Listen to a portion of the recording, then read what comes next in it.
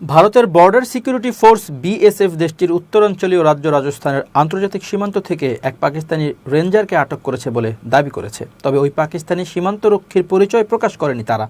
এদিকে পাকিস্তানি রেঞ্জারকে আটকের দাবি করার পর কাশ্মীরের নিয়ন্ত্রণ রেখায় পাকিস্তান ও ভারতের সেনাদের মধ্যে ভয়াবহ সংঘর্ষের ঘটনা ঘটেছে। এটিকে সাম্প্রতিক সময়ে উভয় দেশের মধ্যে সবচেয়ে বড় সংঘর্ষ বলে মনে করা হচ্ছে। রোববার এক প্রতিবেদনে এ তথ্য জানিয়েছে ভারতীয় সংবাদ মাধ্যম এনডিটিভি। সংবাদ মাধ্যমটি বলছে, ভারতের সীমান্তরক্ষী বাহিনী বিএসএফ শনিবার রাজস্থানের আন্তর্জাতিক সীমান্ত থেকে এক পাকিস্তানি রেঞ্জারকে আটক করেছে।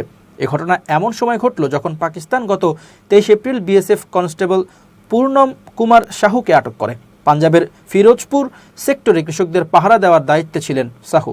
এদিকে আটক হওয়া পাকিস্তানি রেঞ্জারের পরিচয় এখনও প্রকাশ করা হয়নি। তিনি বর্তমানে বিএসএফের রাজস্থান ফ্রন্টিয়ারের হেফাজতে আছেন।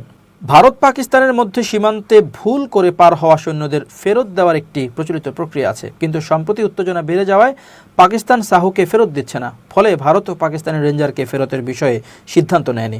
এদিকে এনডিটিভির প্রতিবেদনে দাবি করা হয়েছে, রেঞ্জারকে আটক করার কয়েক ঘন্টার মধ্যেই পাকিস্তানের সেনাবাহিনী নিয়ন্ত্রণ রেখার বিভিন্ন সেক্টরে বিনা উস্কানিতে গুলি চালাতে শুরু করে। এটি 10 দিন ধরে চলা সংঘর্ষের ধারাবাহিকতার অংশ।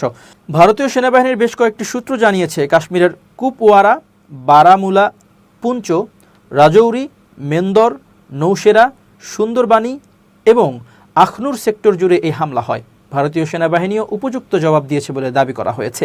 এটি সাম্প্রতিক সময়ের মধ্যে সবচেয়ে বড় সংঘর্ষ, যেখানে একসঙ্গে সবচেয়ে বেশি পাকিস্তানি পোস্ট অংশ নেয়। অবশ্য এখন পর্যন্ত কোনো প্রাণহানির খবর পাওয়া যায়নি। অন্যদিকে বিএসএফ সদস্য সাহুর মুক্তির জন্য একাধিক বৈঠক হলেও পাকিস্তান এখনও কোনো সময়সীমা বা অবস্থান স্পষ্ট করেনি। এই গোলাগুলির ঘটনা এমন এক সময়ে ঘটল যখন কয়েকদিন আগেই জম্মু ও কাশ্মীরের পেহেলগামে ভয়াবহ সন্ত্রাসী হামলায় 26 জন নিহত হয়েছেন। 2019 সালের পুলওয়ামা হামলার পর কাশ্মীরে এটি সবচেয়ে বড় হামলা। সম্প্রতি অধিকৃত কাশ্মীরে পর্যটকদের উপর বন্দুকধারীদের হামলার জেরে ভারত ও পাকিস্তানের মধ্যে উত্তেজনা চরমে পৌঁছেছে। এদিকে পেহেলগামের ভয়াবহ ওই হামলার জেরে ভারত পাকিস্তানের মধ্যে কূটনৈতিক সম্পর্ক তলানিতে ঠেকেছে। দুই দেশের মধ্যে গুরুত্বপূর্ণ সিন্ধু পানি বন্টন চুক্তি স্থগিত করেছে ভারত। জবাবে সিমলা চুক্তি স্থগিত ও ভারতীয় বিমানের জন্য নিজেদের আকাশ সীমা বন্ধের ঘোষণা দেয় পাকিস্তান। এই পরিস্থিতির মধ্যে পাকিস্তান শনিবার আবদালি ব্যালিস্টিক ক্ষেপণাস্ত্রের পরীক্ষামূলক উৎক্ষেপণ করেছে। ভারতের কর্মকর্তারা এটিকে খোলামেলা উস্কানি বলে মন্তব্য করেছেন।